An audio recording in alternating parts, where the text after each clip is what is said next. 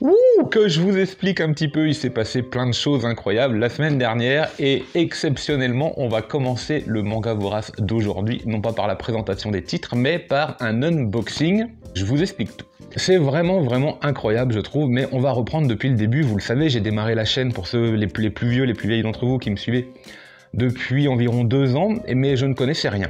Le montage, la description, les tags, le rush, les logiciels, YouTube, le titre, enfin bref, je ne connaissais rien, j'avais absolument aucun réseau, je me suis lancé en véritable autodidacte, avec des réussites et avec beaucoup d'erreurs, et depuis 2 ans, j'essaye de rétablir la balance, de réduire les erreurs et de maximiser les réussites, d'optimiser en tout cas, et puis de rebasculer du côté positif, et je pense que j'y suis plus ou moins arrivé depuis quelques temps, c'est plutôt pas mal, mais YouTube c'est aussi l'occasion de faire pas mal de rencontres. Alors avec vous qui me regardez dans les commentaires, parce que je sais que ça suit, je sais que ça marche, donc ça fait vraiment plaisir, et je vous dis un grand coucou hein, au passage. Et puis l'occasion de faire des rencontres aussi avec d'autres youtubeurs manga, notamment par le réseau Discord, et là je pense forcément à toute la team. De fil en aiguille, ça se développe, et puis on rencontre encore d'autres personnes, on discute, et ainsi de suite, et ainsi de suite. Et puis je me suis aperçu dans le temps que certains partenariats étaient réalisables. Alors je mets partenariat, on le met entre guillemets parce que ça signifie autre chose, mais enfin bon, vous m'avez compris. Moi je voyais ça de loin, honnêtement, ça c'est pas pour moi, je vais laisser venir, je vais voir venir, on verra un petit peu comment ça se passe le temps venu, est-ce que la chaîne se développera suffisamment pour avoir un petit peu de crédibilité, de légitimité, si moi je le demande ou si on venait à me le proposer, parce que je me suis dit que ça pouvait être l'un ou l'autre. Et puis au fur et à mesure des rencontres, et notamment de cette fameuse Japan Expo légendaire, comme dirait Ed le Fou, il se trouve que voilà, le contact a été pris et puis c'est plutôt bien passé, ça s'est même super bien passé et j'ai reçu donc aujourd'hui le premier colis d'un éditeur que vous connaissez bien et puis que vous connaissez bien sur la chaîne parce que j'ai quand même pas mal de titres, un fort catalogue, donc à l'intérieur là se trouve le premier envoi de Meian. Et on va le découvrir ensemble. Alors j'ai déjà ouvert bien sûr, parce que sinon j'allais pas passer 3 heures devant la caméra à vous déchiqueter un bout de scotch sur lequel j'allais m'énerver, donc c'est ouvert, et on va découvrir les titres. Je sais que j'en ai demandé 1 ou 2, et pour le reste, j'ai vraiment laissé la personne qui s'en occupait, donc là aussi je salue toute l'équipe de Meian, et principalement la personne qui m'a contacté et qui a rempli ce carton, donc a demandé à le remplir en tout cas, et un grand merci, on va découvrir ça ensemble. Allez, j'ai hâte. Donc c'est parti, on l'ouvre. Et hop, alors c'était super bien emballé, là aussi je me suis permis de pré-ouvrir, donc je vois les premiers titres, ne soyez pas surpris. On va faire la première découverte avec From the Children's Country. Alors si je dis pas de bêtises, parce que là les résumés je les ai pas tous lus, mais si je dis pas de bêtises, c'est un manga qui sera en 2 tomes, avec les parents qui sont devenus zombies, et je crois que c'est les enfants qui doivent survivre. Je crois que c'est quelque chose comme ça. Un premier tome qui a été très apprécié en général. Je l'ai eu dans les mains en magasin, à l'achat, et puis bon, vous savez comment c'est, et à un moment, faut choisir, et choisir, c'est renoncer. Donc, From the Children's Country, tome 1, sera un des titres que je vous proposerai prochainement dans un manga vorace, bien sûr. Pas aujourd'hui, vous comprenez bien que j'ai pas eu le temps de les lire. Alors, hop là, on découvre Killer Shark également, une nouveauté un peu isekai requin, in another world, donc oui, je suppose. Là aussi, il a plutôt bien plu à ceux qui l'ont lu, donc moi ça m'intéresse beaucoup, d'autant que j'étais persuadé quand, vous le savez si vous m'avez suivi, quand j'ai acheté Shark Panic, que c'était ce titre-là, je me suis un peu mélangé les pinceaux. Donc on verra bien ce que ça donne, mais je sais que le trait je l'affectionne et que j'aime bien les débuts des isekai en plus, parce que c'est toujours assez original, voir un peu comment ça part ensuite, on verra ça. Mais ça... Je vois un bébé requin derrière, donc je suppose que c'est pas du tout ça qui se fait invoquer en vérité. Bon bref, Killer Shark in Another World, affaire à suivre, là aussi on en parlera bientôt. Alors ensuite, hop, je les prends 4 par 4 parce que j'ai regardé un petit peu The Unwanted Undead Adventurer. Là aussi je crois qu'on est un peu dans un isekai, voire carrément, avec une espèce d'être qui s'est réincarné en squelette je crois, et qui est dans un monde où ils explorent des donjons, quelque chose comme ça. À mon avis, il y a un gros boss ou un dragon, enfin bon, bref, ça sent l'heroic fantasy à plein nez, donc ça risque beaucoup de me plaire d'ailleurs. Au niveau du trait, ça me plaît, au niveau de l'histoire, je vous dirai ça plus tard. Ce qui se passera, c'est que je vais pas tout vous proposer d'un coup dans les mangas voraces, je les lirai sûrement série par série, 4 par 4, et puis je vous les présenterai au fur et à mesure, on n'est pas pressé, ce sont pas des grosses nouveautés, peut-être plus, pour les mangas plus récents, ça arrivera assez vite, là je prendrai le temps de les lire, bien sûr. The Unwanted Undead Adventurer, excellent, c'est la 3e série, et il y en a encore pas mal, hein. Franchement, je peux vous dire, j'ai été gâté. Hein. C'est un truc de fou, en fait, genre, je sais pas, j'en reviens pas. J'en reviens pas, c'est assez incroyable. Alors ça, je vais pas le mettre en premier. Chastity Reverse World, et donc je suppose aussi que c'est une espèce d'isekai un peu pour public averti.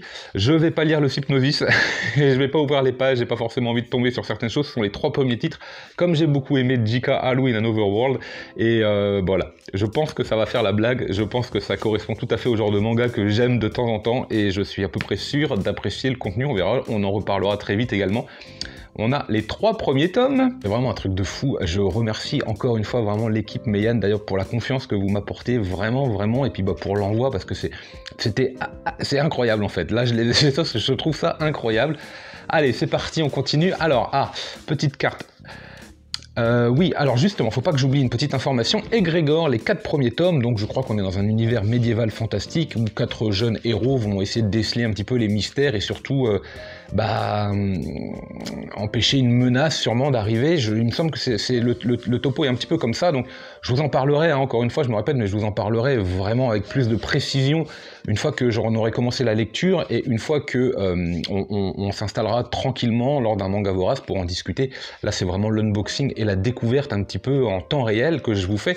Donc, si je manque un petit peu de précision sur les titres, c'est tout à fait normal. Vous le savez, j'aime bien, moi, de façon assez naïve, me faire mon avis en prenant les choses, le manga comme il vient et en essayant d'en connaître le moins possible pour pas trop savoir. Voilà, faut que ça me parle, je regarde le trait, je regarde un peu de quoi ça parle et je sais si ça va me plaire ou pas. Là, ça a tous les codes en tout cas pour me plaire, médiéval fantastique avec un combat avec 4 héros.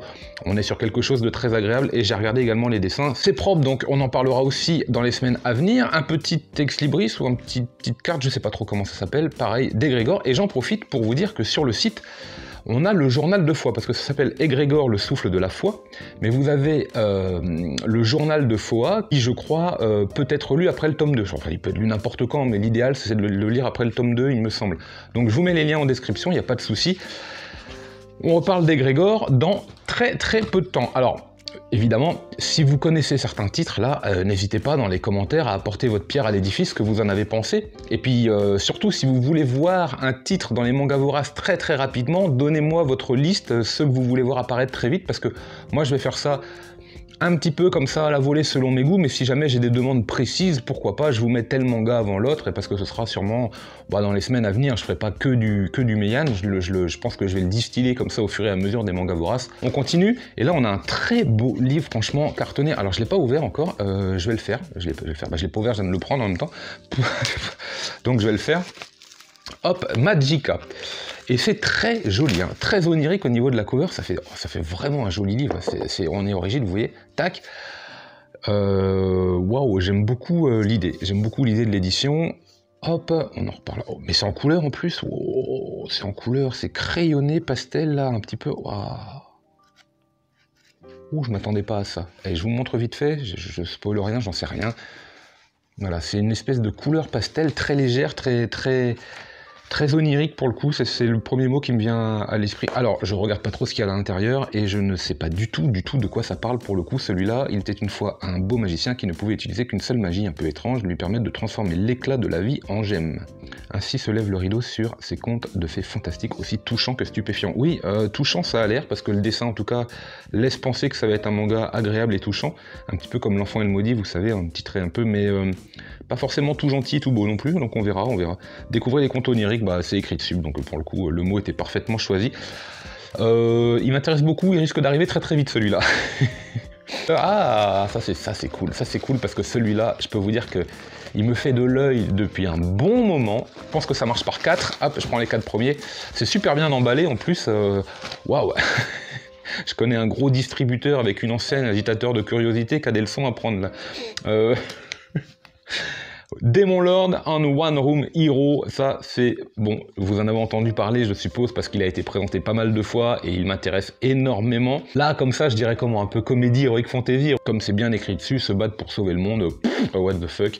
Donc je pense qu'il y a moyen de bien rigoler, ça doit être assez frais, assez dynamique avec pas mal d'originalité, j'aime beaucoup les dessins également, là ça me convient parfaitement, je regarde vite fait les 4 premiers tomes. Elle s'en fait à lire, hein. Là j'ai une palle qui vient d'augmenter, c'est pas possible quoi. On continue, là on a de l'isekai et Chilling Life in a Different World, donc là aussi ce sont les 4 premiers tomes. Moi vous savez ce que j'adore sur les hobbies, là sur les petites ceintures, c'est ce qui est écrit. Il y a toujours des trucs pas possibles écrits, mais c'est assez incroyable. Il n'avait pas le potentiel pour devenir un héros, mais tout a changé quand il est passé niveau 2. Mais quoi encore quoi. Récemment là on en a un, je suis pas venu ici pour souffrir, enfin n'importe quoi. Ah ça me fait bien marrer, hein, ça fait mouche. Hein. Je peux vous dire moi que si je les prends pas toujours en magasin, si j'achète pas tout, forcément le budget est pas extensible. À chaque fois je suis très curieux de regarder les bandeaux et à chaque fois j'ouvre les mangas. Et quand vous avez ouvert un manga, je pense que l'éditeur a fait la moitié du travail honnêtement. Donc là aussi on verra de quoi ça parle. J'avais feuilleté un petit peu les traits, ça fait très bien le travail. Et bah wait and see, on continue, je pense que c'est le dernier lot, mais pas des moindres. Oh là là là là, alors là je suis content, hein. Là je suis content parce que c'est l'intégrale en 10 tomes. L'intégrale en 10 tomes des 7 ninjas des fous. Donc si je dis pas de bêtises, mais je ne dis pas de bêtises, c'est par l'auteur de Shigurui. Vous savez que j'affectionne énormément Shigurui, comme beaucoup d'entre nous. Et donc voilà, ça c'est une autre de ses œuvres, Takayuki Yamaguchi.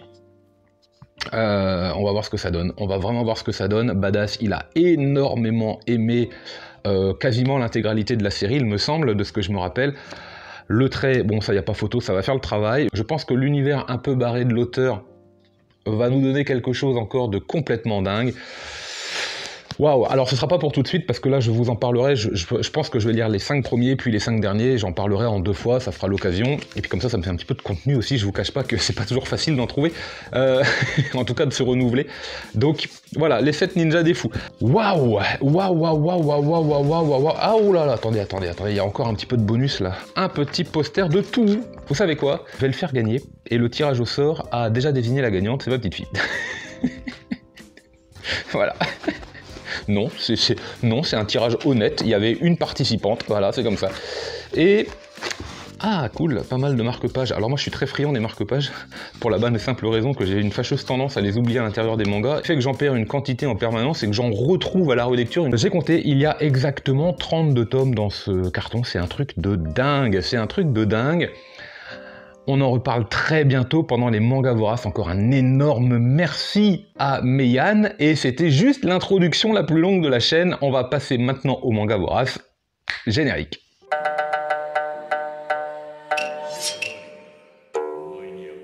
Yo, salut à tous, c'est Authentique, bon appétit, j'espère que vous allez bien. Donc on se retrouve mardi midi pour le Manga Vorace. Est-ce que c'était vraiment la peine de faire cette intro? Oui. Traditions doivent perdurer, l'introduction est primordiale. Au menu de ce Manga Vorace, vous aurez un titre de moins que d'habitude, vu la longueur de l'introduction, c'est logique. Donc on commencera par Baki, justement chez Meian, un recueil d'histoires courtes par les auteurs de The Promised Neverland, et on enchaînera Trial and Game et Sanctuary, donc que des nouveautés. On enchaîne tout de suite par Baki. Donc j'avais présenté le tome 1 à sa sortie pour coller à l'actualité sur la chaîne, c'est quand même logique, faut aussi en profiter, et j'ai fait la lecture des tomes 2, 3 et 4. Et on a une petite surprise dans le quatrième. Déjà. Tout de suite, je vous le dis, on a... je spoil un petit peu. Oh, allez, on a une double page couleur comme ça à l'intérieur. C'est excellent. C'est excellent. Il faut savoir, je trouve, moi, en ce qui me concerne, c'est difficilement réfutable, hein, honnêtement, qu'on a le meilleur rapport qualité-prix actuellement sur le marché avec la collection des grands formats comme ça, ou Perfect d'ailleurs, Perfect Edition chez Meian. Et je pense que certains éditeurs ont... hein, bon, je finirai pas ma phrase. Alors, j'ai fait la lecture des tomes 2, 3, 4 et... j'ai adoré. J'adore le style graphique, qui est vraiment particulier chez Baki. On pourrait aimer, ne pas aimer, et en fait, au fur et à mesure que vous allez tourner les pages, au fur et à mesure que vous allez regarder, au fur et à mesure que vous allez lire, vous allez trouver ça génial.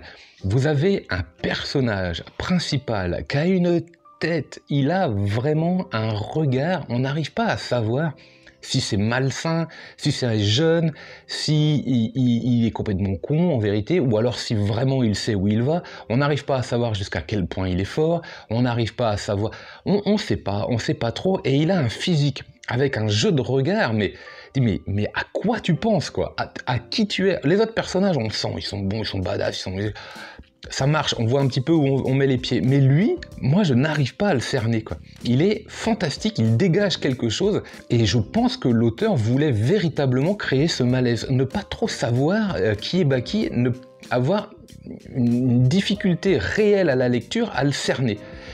Il est sympa ce gars-là, il est sympa, il est cool, on voit bien dans ses démarches, dans tous les petits moments de vie comme ça qu'il a, il est cool. Mais mine de rien, à la moindre occasion, s'il faut se battre, il a envie de montrer qui est le patron, et c'est assez étonnant, quoi, c'est assez bluffant. Donc ça va nous raconter un petit peu cette histoire de ce jeune lycéen, étudiant, qui se retrouve dans une arène qui est invaincue depuis près de 2 ans, voilà, donc c'est Baki, et qui fait des combats. Mais les combats ne s'enchaînent pas forcément de la même façon que dans Kengan Ashura, vous savez, où ça enchaîne. Kengan Ashura, d'ailleurs, juste avant tous ces arrivages-là de chez Meian, j'ai juste acheté les derniers tomes qui me manquaient, donc j'ai encore une pile qui se rajoute à celle que je viens de vous présenter, bref, c'est le raz-de-marée. On parlera de la fin de Kengan Ashura très rapidement, mais donc dans Baki, vous avez des combats avec des postures. Brrr, des fois, vous avez des muscles, des bras, des corps qui se contorsionnent dans tous les... Ah, ça, c'est... Vous avez mal, vous sentez la puissance des personnages, vous sentez la puissance vraiment des techniques, des coups. Moi j'ai mal parfois, j'ai mal parce que ça... Ah vraiment, il y a des choses un peu dégueu je trouve, mais ça marche très très bien, j'adore, et on tourne les pages et on en redemande et on en redemande. C'est vraiment étonnant, les muscles sont dessinés, bon, il y en a partout des muscles, hein. Certains n'existent pas, c'est obligé, il y en a vraiment partout, c'est assez étonnant, mais ce n'est pas qu'un manga de baston. Alors, il y en a beaucoup, tout tourne autour de ça, bien sûr, et il y a des jeux de pouvoir qui s'installent autour de ça, par rapport aux écoles, par rapport à vos propres techniques, par rapport à votre vie, votre passif. Les personnages ont vécu des choses et défendent certains arts martiaux ou certaines valeurs, et ont envie de s'imposer dans le combat pour se prouver qu'ils avaient raison. Alors, je dis « ils » parce que j'ai pas encore vu de femme se battre, mais ça pourrait potentiellement arriver, peut-être, je sais pas. Mais voilà, ça raconte pas mal de choses comme ça. Mais en dessous de ça, vous avez un fil directeur scénaristique, comme ça, narratif, qui s'installe progressivement, et on sent certaines choses qui se mettent en place. Alors jusqu'à où, je sais pas trop où ça va aller. Je pense que ça va pas non plus être un manga incroyablement riche au niveau narration, parce qu'on reste sur un divertissement total avec pas mal de bastons. Mais quand même, il y a un fond qui est plutôt agréable, et notamment l'histoire du père de Baki, qu'on voit très vite, donc je vous spoile pas. Alors lui, il est costaud, et il y a un rapport avec Baki, c'est assez étonnant, c'est assez rare en fait d'avoir cette confrontation réelle du père et du fils dans les mangas, dans les shonen, parce que d'habitude le père est plutôt mystérieux. Bon, soit il est mort, soit il est ailleurs, on sait pas où il est, soit... Enfin voilà, vous savez, dans les shonen, le rapport aux parents, souvent, il est peu palpable, hein. C'est très très rare que le père soit présent. Et là, dans Baki, il y a une confrontation réelle, qu'on n'a pas l'habitude de voir, et waouh, c'est vraiment bon. J'ai dévoré les 3 titres à suivre avec un plaisir, mais jusqu'aux oreilles. Je vous cache pas que je me suis régalé de lecture, de dessin, de rythme, d'envie, d'univers, parce que les traits sont atypiques, mais l'auteur dégage vraiment une personnalité propre dans sa narration et surtout dans son dessin. Moi, j'affectionne ça particulièrement. Donc Baki, moi, je vous le conseille absolument si vous cherchez un manga de baston. Je pense que c'est celui actuellement vraiment à lire et à posséder. On enchaîne maintenant beaucoup plus rapidement parce que le temps tourne. Sur le recueil d'histoires courtes par les auteurs de The Promised Neverland, donc Kayu Shirei et Pozuka Demitsu, si je dis pas de bêtises, mais je dis pas de bêtises, c'est ça, avec un petit joli travail là de brillance et de matière, et quelques petites illustrations derrière. Ouais, c'est sympa, moi j'aime bien regarder derrière. Donc j'affectionne particulièrement, il est interdit de reprendre cette phrase hors contexte, hein. J'apprécie particulièrement les histoires courtes parce que ça permet, je trouve, très souvent de synthétiser et de se rendre compte vraiment du travail et de l'univers des auteurs. Et là, c'est véritablement le cas. Vous avez des petites histoires courtes géniales, honnêtement géniales. D'une part parce que elles sont maîtrisées avec ce début, cet événement perturbateur et ce final, en général un final ouvert. Et moi j'aime vraiment beaucoup ça. Elles se lisent toutes plus ou moins bien, honnêtement, là je re-regarde vite fait. Vous avez un petit bonus, vous avez une histoire un petit peu finale de The Promised Neverland. Bon, celui-là était tout à fait passable, honnêtement, mais les autres, qui sont dans un autre univers, dans un autre contexte, mais on retrouve quand même cette petite saveur, notamment dans le trait, et même dans la façon d'être, dans l'énergie des personnages, si caractéristique des auteurs. On a quand même ce truc, et ça marche bien. Honnêtement, j'ai passé un très bon moment de lecture. Je m'attendais à un moment de lecture nettement moins bon que celui que j'ai passé. Donc c'est une grande réussite, et c'est pour ça que j'aime bien les recueils. Parce que vraiment ça permet de bien comprendre le travail, ça permet de véritablement savoir si les auteurs ont quelque chose, quoi. Ou alors si c'était un petit coup de bol, hein, ils ont sorti un super titre et puis à côté, bah, il se passe pas grand chose. Ça arrive, hein, il y en a pas mal. Mais là, non, on ressent vraiment la patte graphique et scénaristique. Moi j'ai hâte de découvrir leur prochaine série, on en aura peut-être quelque chose de dingue encore, je sais pas trop quoi. Globalement il y a plus de chances d'être déçu que l'inverse, parce que quand on sort un très gros titre, évidemment, faire mieux c'est quand même très difficile. Mais j'ai quand même hâte d'être curieux. Voilà, celui-là je vous le conseille, ça fait un bon complément à The Promised Neverland, et puis si jamais vous ne connaissez pas cette série et que vous avez peur de vous lancer dans la série de 20 titres comme ça, bah une nouvelle fois, c'est tout à fait le genre de manga par lequel vous pouvez démarrer pour vous faire une idée, sauf que ne lisez pas la dernière. Ne lisez surtout pas la dernière histoire si vous n'avez pas lu The Promised Neverland. Après vous faites comme vous voulez, mais si vous voulez vous gâcher 20 tomes, ce sera... Alors là pour le coup, vous pouvez pas mieux faire. Bref, à conseiller. Je vous disais justement tout à l'heure dans l'unboxing, Meian, que j'aime bien être assez naïf et j'aime bien lire en diagonale comme ça les Hypnosis, ou ne pas trop m'intéresser au titre pour me plonger dedans vraiment le plus innocemment possible et avoir quelques surprises. Et pour vous dire à quel point des fois je suis naïf, j'ai fait l'acquisition cette semaine de Trilon Game et de Sanctuary. Donc là je les présente tous les deux dans un premier temps, on va d'abord parler de l'un ou l'autre, bref je sais pas encore lequel, mais c'est pas grave. Le truc, la petite histoire, c'est que j'ai commencé à lire Trilon Game. Alors Sanctuary c'est un vieux manga par l'auteur de Crying Freeman, donc je possède Crying Freeman, je n'avais jamais encore lu Sanctuary, mais le trait, en tout cas du dessinateur, est vraiment caractéristique, très marqué. Et puis je démarre cette histoire, beaucoup plus moderne, hein, au niveau des traits, beaucoup plus légère, et puis quand même, de temps en temps, je m'arrêtais un petit peu sur les yeux, et notamment sur les visages, si caractéristiques. Je me dis, c'est quand même marrant ça, on dirait un apprenti des auteurs de Sanctuary et de Crying Freeman, parce que ça, franchement, ça m'a... Alors je regarde, puis je vois Ikegami, je me dis, bon attends, c'est qui le dessinateur déjà de Sanctuary? Ikegami. Je me dis, mais t'es con quand même. Et bien sûr que c'est le même dessinateur. Bon bref, allez, on démarre par Trilon Game. Vous voyez, naïf, je vous disais. Donc, on dirait pas comme ça, hein, c'est tout l'un ou tout l'autre. Hein. Donc, ce que j'aime bien, c'est le petit billet qu'il y a là, sur la cover. Ça, j'ai trouvé ça très marrant, sinon ça reste très simple. Vite fait comme ça, pour vous raconter de quoi ça parle, vous avez Haru, l'égocentrique, qui fait la rencontre d'un camarade de classe plutôt timide et discret, je crois qu'il s'appelle Gaku, et tous les deux vont décider de devenir les rois du monde en fait, et ils estiment que pour devenir les rois du monde, il faut être en mesure de s'acheter les entreprises les plus riches sur Terre, qui représentent l'équivalent d'un trillion en fait, hein, tout simplement. Donc l'idée c'est de construire comme ça une fortune, et une fois qu'ils auront ce trillion, alors ils seront devenus les rois du monde. C'est tout à fait stupéfiant, c'est un peu what the fuck en vérité. À quel moment vous avez 16-17 ans et puis vous décidez de récupérer un trillion avec des trucs pas possibles, et au final pourquoi pas, puisqu'il y en a forcément qui y arrivent. Bon, bref. Et vous allez avoir un manga très drôle, je l'ai trouvé très frais. Alors oui, c'est un peu alambiqué, mais c'est quand même vachement bien foutu.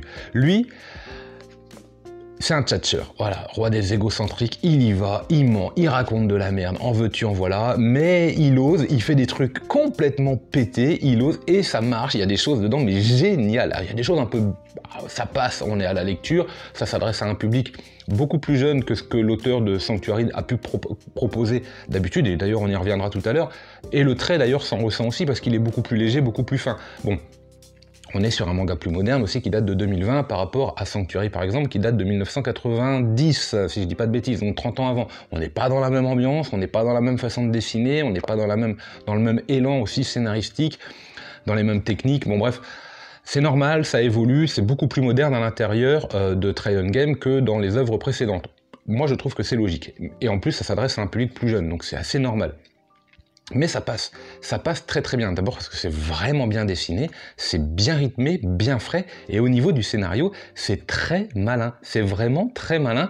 Je ne m'attendais pas à lire un tome 1 aussi agréable, je ne m'attendais pas à ces jeux, je ne m'attendais, parce qu'il va y avoir des jeux, ça s'appelle Trilon Game en fait, donc il y a le mot game dedans, hein, tout simplement, et je ne m'attendais vraiment pas à passer un aussi bon moment de lecture avec ce tome 1, qui alterne entre scénario un peu mafieux, un peu yakuza, un peu politique, bien ficelé, vraiment bien ficelé, mais un côté un peu jeunesse, exubérance, énergie, passion, un peu what the fuck, on y va, on ose, et ça fonctionne en fait, ouais. De plus, la dualité des deux héros, entre un qui est vraiment excentrique et l'autre qui est timide mais un génie informatique, Ah, ça matche bien. J'ai hâte de voir ce que ça va donner dans les tomes à venir, parce qu'on va suivre en fait l'évolution. Je suppose qu'ils vont y arriver ou pas, je sais pas. En tout cas, c'est très très drôle. Vraiment, vraiment très très drôle.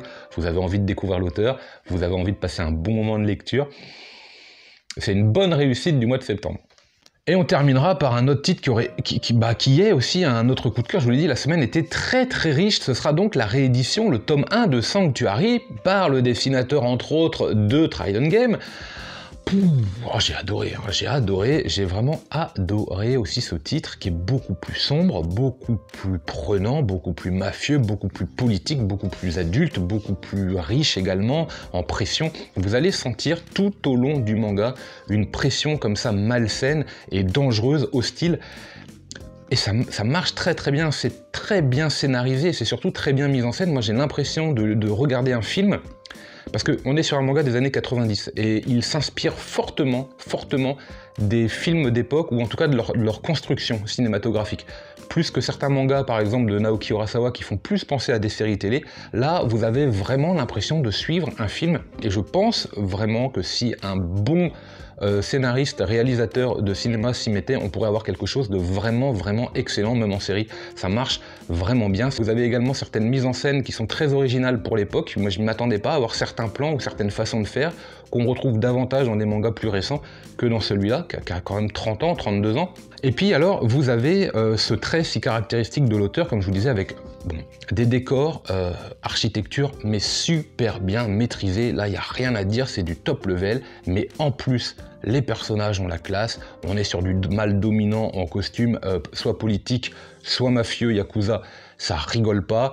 Surtout, ces visages qui ont du contraste et qui ont une espèce de matière dans le trait, mais qui permet vraiment de renforcer le côté implacable des situations, ou alors fataliste, ou en tout cas dramatique. Il y a quelque chose qui se dégage dans les visages, parce que c'est plutôt bien maîtrisé, avec un jeu d'ombre vraiment caractéristique à l'auteur. Ça fonctionne vraiment bien, et je vous l'ai dit, il se lit mais très bien, parce qu'au niveau du texte, il n'y en a pas trop. Il n'y en a pas trop, ça se lit, hein, on prend du temps, parce que c'est épais, il y a quand même pas mal de choses à lire, mais ça alterne également dans le rythme. Alors vous allez lire des moments politiques avec des enjeux, mais très importants pour l'histoire, et vous vous régalez, hein, parce que c'est vraiment bien amené. Hein. C'est vraiment bien amené, et puis de temps en temps, hop, ça s'accélère avec de l'action davantage, où là, le texte est inutile, et puis hop, on enchaîne, et voilà, vous alternez comme ça dans le rythme. Mais je vous dis, comme vous regardez un film, donc c'est très très bien maîtrisé. Ça fait plaisir de lire des mangas comme ça à l'ancienne. Je repense également à Baki tout à l'heure, parce que c'est un manga des années 2000, et vous sentez autre chose dans la construction, vous sentez des mangas et des influences d'époque. Moi j'aime beaucoup. Sanctuary fait également partie des excellentes lectures de ce mois de septembre. Ça commence très très bien franchement, et on est gâtés, c'est cool. Voilà, bah écoutez, c'est la fin de ce manga vorace qui était un petit peu différent d'habitude. Je suis passé un petit peu plus vite sur les titres parce que l'introduction et l'unboxing étaient quand même exceptionnels. Prenez un petit peu plus de place que d'habitude. Je vous donne rendez-vous mardi prochain avec encore pas mal de nouveautés, notamment Paka et d'autres titres. Bref, excellent week-end, excellente semaine, lisez plein de mangas, et moi je vous dis